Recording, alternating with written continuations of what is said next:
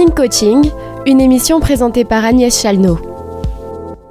Bonjour, je m'appelle Agnès Chalnot et je suis coach professionnel certifié, dédié aux entreprises. Dans mon émission, j'évoque avec vous les grandes notions du coaching et vous donne des outils pour améliorer votre quotidien. Voici la dernière émission sur le cycle du conflit. On a vu les acteurs du conflit, les obstacles, les pièges, le chemin vers la résolution. Voilà, nous sommes à la fin du conflit et il va y avoir maintenant l'après-conflit. Mais le conflit se termine-t-il avec des solutions ? Laisse-t-il des traces ? Va-t-il renaître ? Nous allons voir avec toujours les auteurs du livre La boîte à outils de la gestion des conflits, de Jacques Salzer et Arnaud Stimenc, l'importance de l'après-conflit et ses solutions. Comment gérer l'après-conflit ? La première solution se trouve dans les valeurs, et plus précisément dans l'équité, nous disent les auteurs du livre. Quelles sont vos valeurs ? Quelles sont les valeurs de la personne en face de vous ? Parce que ce sont ces valeurs qui vont réussir à dénouer le conflit. Vos valeurs communes. Quel va être le moment où vous allez parler d'équité ? Une équité, c'est un moment où on se dit « et toi ? Pour toi ?» Est-ce que cela se semble équitable ? C'est un véritable échange où on demande à la personne « est-ce que ce qu'on est en train de dire, de proposer parce qu'on sort du conflit, c'est équitable ou pas ?» Reprenons Simon, qui a une promotion, qui était moyennement d'accord avec la promotion et qui accepte enfin sa promotion. Dans le cas de Simon, quand son manager lui a proposé de travailler sur un projet avec une partie de son équipe, Simon a tiqué. Puis son manager lui a posé la question « Trouves-tu que ce soit équitable ?» Et ils ont chacun discuté des valeurs et de la notion d'équité dans leur travail. La conclusion est que Simon va travailler sur un projet, pour l'instant, avec une partie de son équipe. Son manager et lui ont fait part d'équité. L'équité, c'est extrêmement important parce que c'est elle qui maintient la cohésion, qui maintient la relation, et il est prouvé que ce sentiment procure une grande satisfaction pour les deux parties. Une autre des solutions, c'est, alors là, vous allez voir, les solutions inattendues de pleine satisfaction pour tous. Je m'explique. Dans notre inconscient, une résolution de conflit ne satisfait jamais les deux parties. On est habitué, en politique, non, mais moi je donne 50%, ah non, mais moi j'aurai jamais 50, j'aurai 30, j'aurai 40, tout le monde connaît ça. Pourquoi ? Les auteurs vont nous aider à trouver une solution qui va nous satisfaire les deux parties. Oui, ça existe, une satisfaction mutuelle. Tout ceci dans le but d'une meilleure relation future. Je ne vous dis pas qu'il faut penser des solutions impossibles et être naïf, mais plutôt il faut explorer tous les possibles. Il faut être créatif. À un moment dans le conflit, et je vous l'ai déjà expliqué, les deux parties vont exposer des solutions possibles pour s'en sortir. Chacun va dire, moi, on est bloqué sur cette situation, voici moi mes solutions. La partie A, et la personne va donner aussi la partie B, les solutions B. On va essayer de les juxtaposer pour explorer leur compatibilité. Mettez-vous à la place de l'autre, explorez son monde, rentrez dans sa problématique, en imaginant des solutions pour lui et non pas pour vous. Dans le cas de votre adolescent qui ne veut pas ranger sa chambre pour aller au cinéma, mettez-vous à sa place. Pour lui, la priorité, c'est aller au cinéma, c'est pas ranger sa chambre. Discutez avec lui comment trouver une solution. Tu peux ranger une partie maintenant, une partie en rentrant du cinéma. C'est un exemple simple, mais c'est un exemple courant de tous les jours en tant que parent. Cette solution, si vous voulez, elle demande de prendre du recul, de croire en son propre imaginaire et de communiquer avec l'autre. Nous faisons une petite pause musicale et nous retrouvons après pour d'autres solutions après conflit.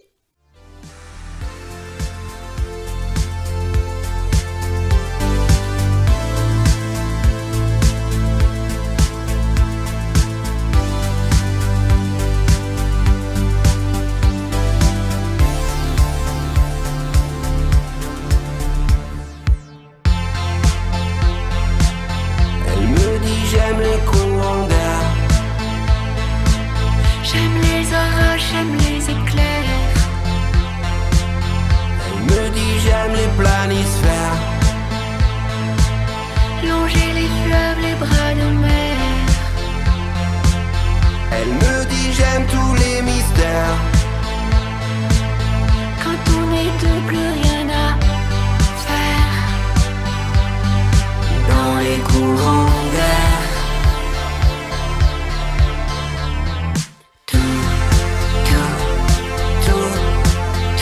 m'indiffère. Quand tes bras me serrent, dans les courants d'air,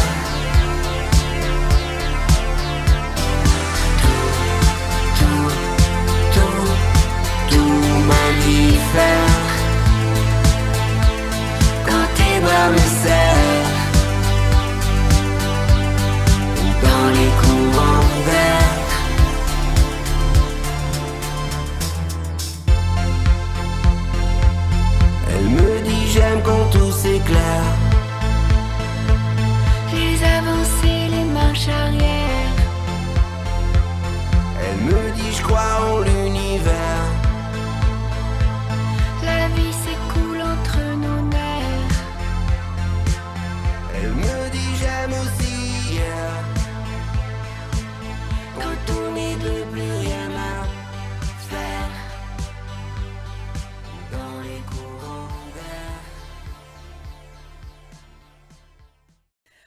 retour après l'après-conflit.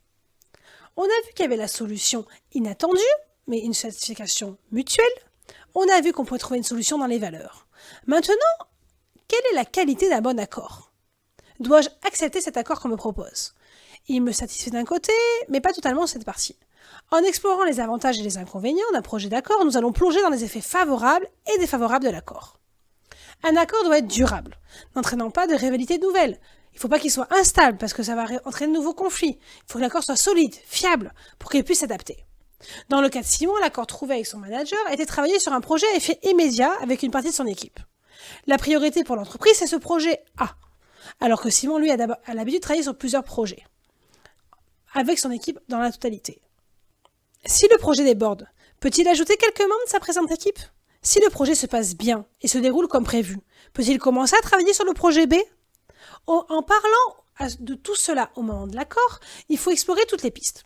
Et ça va permettre de ficeler l'accord pour les deux parties et de trouver un accord fiable pour éviter de retomber toujours dans le conflit.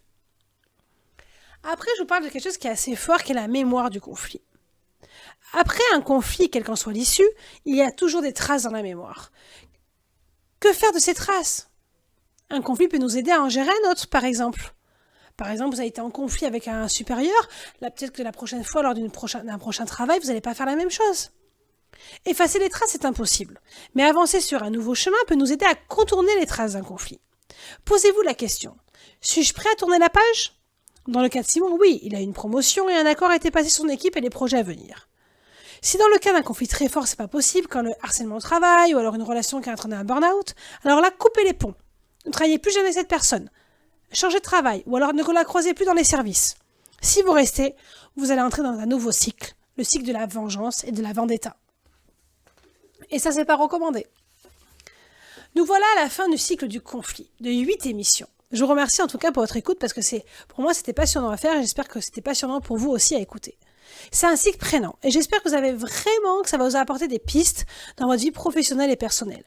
Avec ce cycle, vous êtes prêt à affronter un conflit du futur. Vous allez savoir comment faire face à un conflit, vous allez savoir qu'un conflit arrive, le prévenir aussi, et le transformer non pas en conflit mais en problème pour trouver des solutions.